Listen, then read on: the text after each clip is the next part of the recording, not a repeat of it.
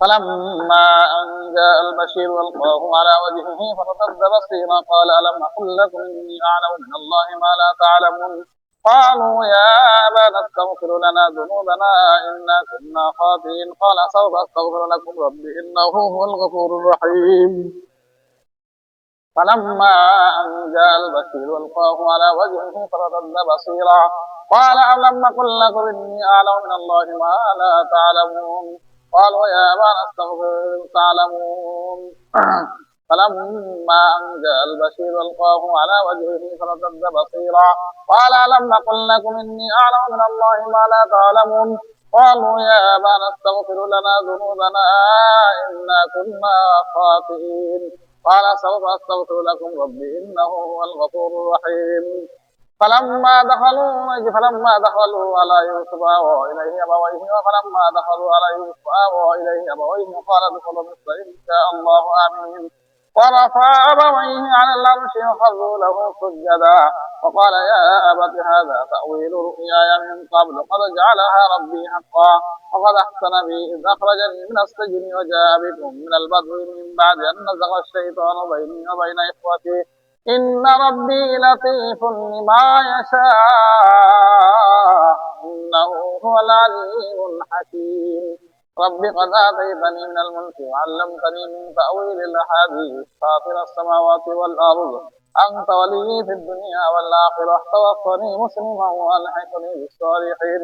ذلك من أنباء الغيب نوحيه إليك وما كنت لديهم إذ أجمعوا أمرهم وهم يمكرون وما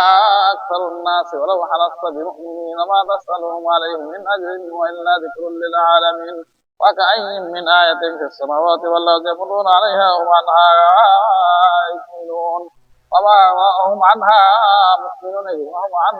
يؤمنون وهم عنها غافلون وما أكثر الناس ولو حرصت بمؤمنين وما تسألهم عليه من أجر وإلا ذكر للعالمين وكأي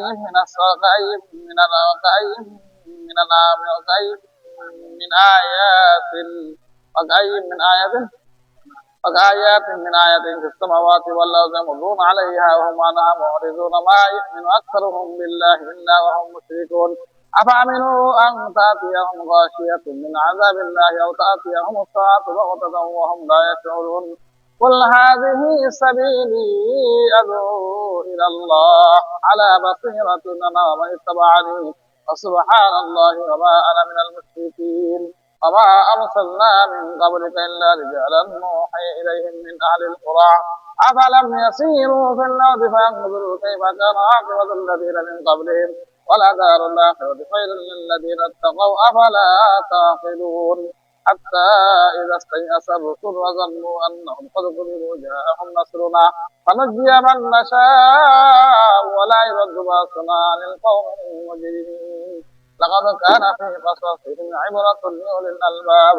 ما كان حديثا يفترى ولكن تصديق الذي بين يديه وتفصيل كل شيء وهدى ورحمة لقوم يؤمنون سورة الرعد مدنية بسم الله الرحمن الرحيم ألف لام را تلك آيات الكتاب والذي أنزل إليك من ربك الحق ولكن أكثر الناس لا يؤمنون الله الذي رفع السماوات بغير عمد ترونها ثم استوى على الأرض وسخر الشمس والقمر كل يجري لأجل مسمى يدبر الأمر يفصل الآيات لعلكم بلقاء ربكم توقنون وهو الذي مد الأرض وجعل فيها رواسي وأنهارا ومن كل الثمرات جعل فيها زوجين اثنين يغشي الليل النهار إن في ذلك لآيات لقوم يتفكرون وفي الأرض قطع متجاورات وجنات من أعناب وزرع ونخيل صنوان وغير صنوان يسقى بماء واحد ونفضل بعضها على بعض في الأكل إن في ذلك لآيات لقوم يعقلون وإن تعجب فعجب قولهم إذا كنا ترابا إنا لفي خلق جديد أولئك الذين كفروا بربهم أولئك الأغلال في أعناقهم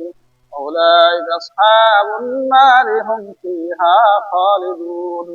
ويستعجلونك بالسيئة قبل الحسنة وقد خلت من قبلهم المثلات وإن ربك لذو مغفرة للناس على ظلمهم وإن ربك لشديد العقاب ويقول الذين كفروا لولا أنزل عليه آية من ربه إنما أنت منذر ولكل قوم هاد الله يعلم ما تحمل كل أنثى وما تغيظ الأرحام وما تزداد وكل شيء عنده بمقدار عالم الغيب والشهادة الكبير المتعال سواء منكم من أسر القول ومن جهر به ومن هو مستخف بالليل وسارب بالنهار له معقبات من بين يديه من خلفه يحفظونه من أمر الله إن الله لا يغير ما بقوم حتى يغيروا ما بأنفسهم وإذا أراد الله بقوم سوءا فلا مرد له وما لهم من دونه من وال والذي يريكم البرق خوفا وطمعا وينشئ السحاب الثقال ويسبح الرعد بحمده والملائكة من خيفته ويرسل الصواعق فيصيب بها من يشاء وهم يجادلون في الله وهو شديد المحال له دعوة الحق والذين يدعون من دونه لا يستجيبون لهم بشيء إلا كباسط كفيه إلى الماء ليبلغ فاه وما هو ببالغه وما دعاء الكافرين إلا في ضلال ولله يسجد من في السماوات والأرض طوعا وكرها وظلالهم بالغدو والآصال قل من رب السماوات والأرض قل الله قل فاتخذتم من دونه أولياء لا يملكون لأنفسهم نفعا ولا ضرا